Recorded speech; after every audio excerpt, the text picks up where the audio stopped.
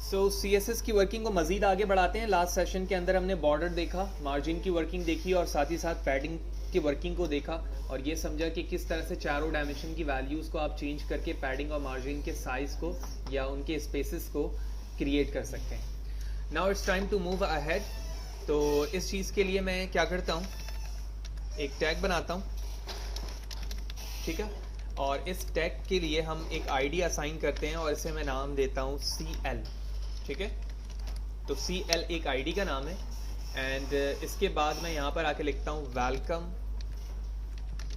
To font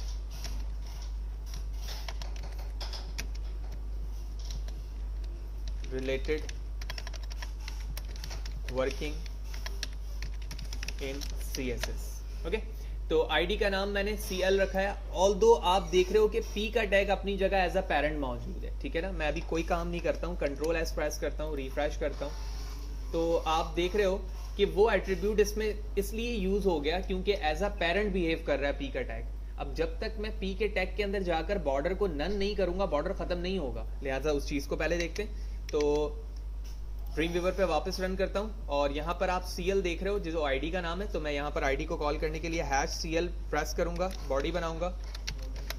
अब लिखूंगा मैं बॉर्डर और बॉर्डर के बाद आप नीचे आएंगे तो यहाँ पर एक नन लिखा आएगा, विच मीन कोई भी नहीं चाहिए मुझे बॉर्डर। टर्मिनेट करता हूँ, Ctrl+S प्रेस करता हूँ, वेब ब्राउजर पर आकर रिफ्रेश करूंगा।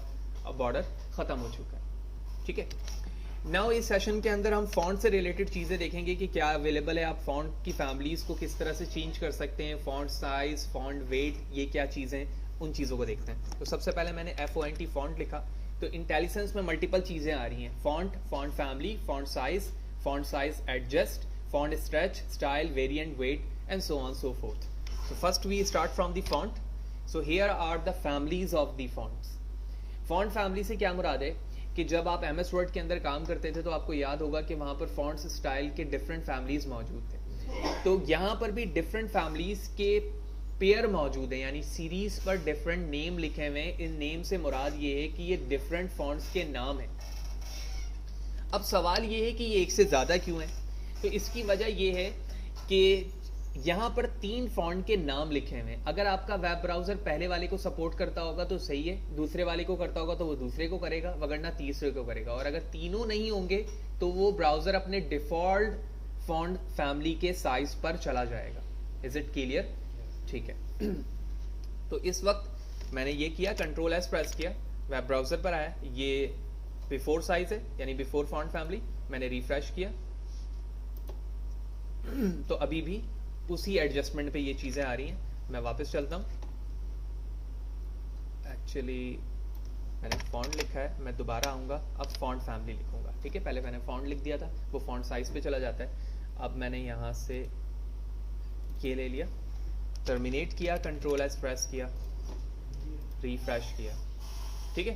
तो आप देख रहे हो फॉन्ट साइज चेंज हो गया, यानी इसकी फॉन्ट फैमिली चेंज हो गई।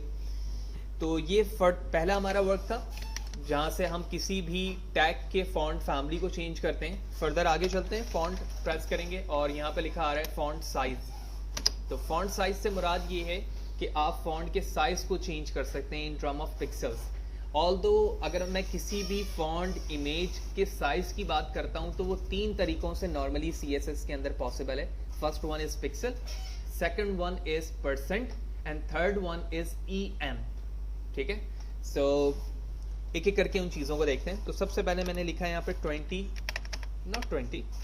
60 पिक्सल, Ctrl+S, ठीक है। और उसके बाद मैंने इसे रिफ्रेश किया।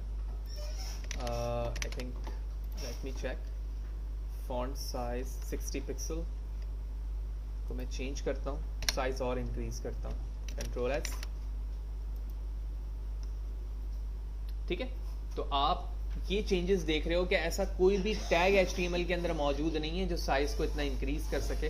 तो हमने जो साइज को इंक्रीज करवाया है वो फॉन्ट साइज के उस प्रॉपर्टी के जरिए से करवाया जो कि CSS में मौजूद है। दोबारा मैं ड्रीम वीवर पे चलता हूँ, इसको 60 करके Ctrl+S प्रेस करूंगा और वापस आके रिफ्रेश करूंगा। तो ये साइज का मतलब है कि 60 पे शो हो रहा है। मैं मजीद साइज इंक्रीज करता हूँ, इससे करता हूँ 30 पिक्सल, Ctrl+S, रिफ्रेश करता हूँ, ठीक है।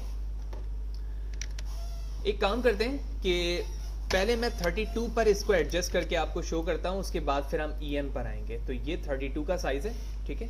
अब मैं पिक्सल की वर्किंग हमें समझ में आ गई, क्योंकि जब भी हमने काम किया है किसी भी चीज़ की विड्थ और हाइट वो पिक्सल पे ही की है, लिहाजा मैं इस px को मूव करता हूँ और यहाँ लिखता हूँ 2EM टर्मिनेट, ठीक है।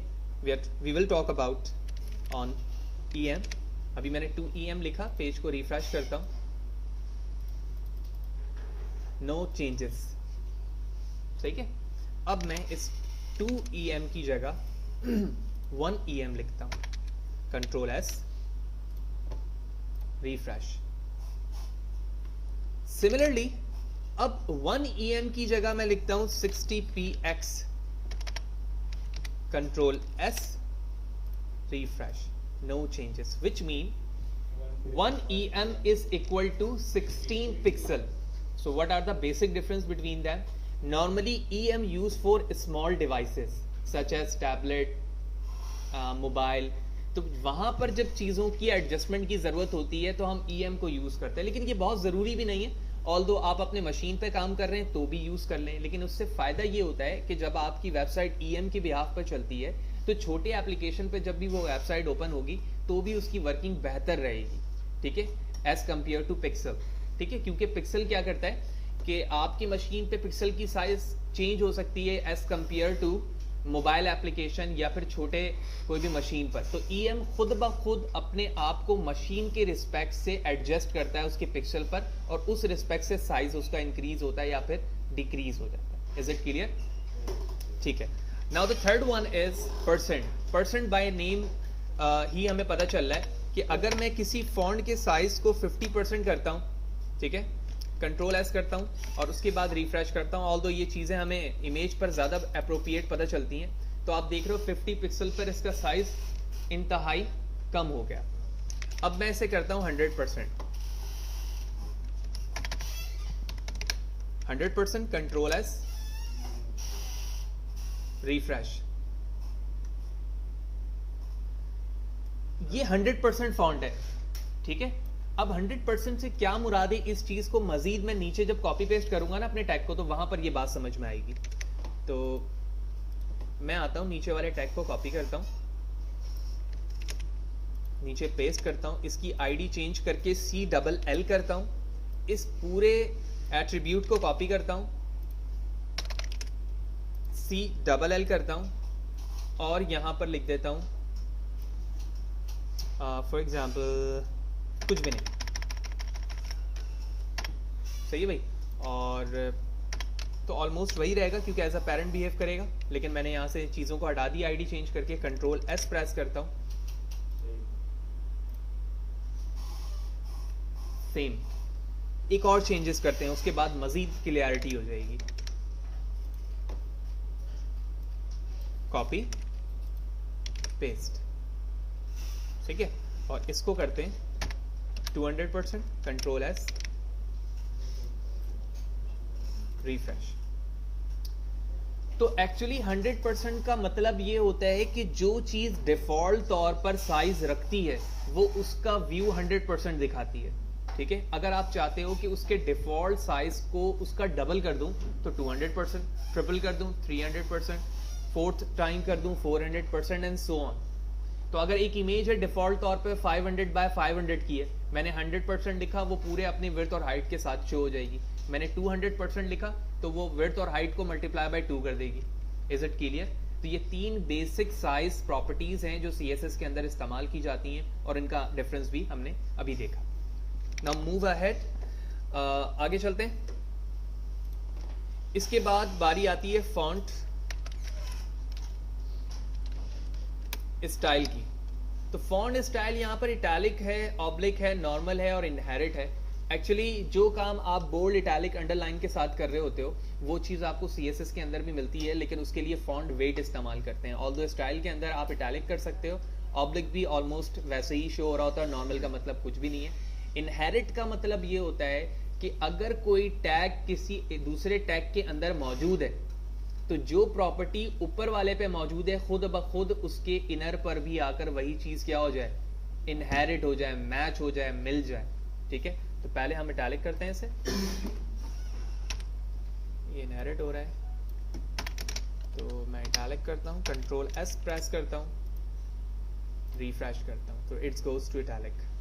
आप देख रहे हो कर्व हो गया, राइट हैंड पे ये थोड़ा सा बैंड हो गया है, ठीक है। इसी तरह वापस चलता हूँ, इसे मिटाता हूँ और उसके बाद हम ऑब्लिक लेते हैं, semicolon, control S, web browser, goes to refresh, ठीक है। तो ऑलमोस्ट इसकी वर्किंग भी वैसी ही है।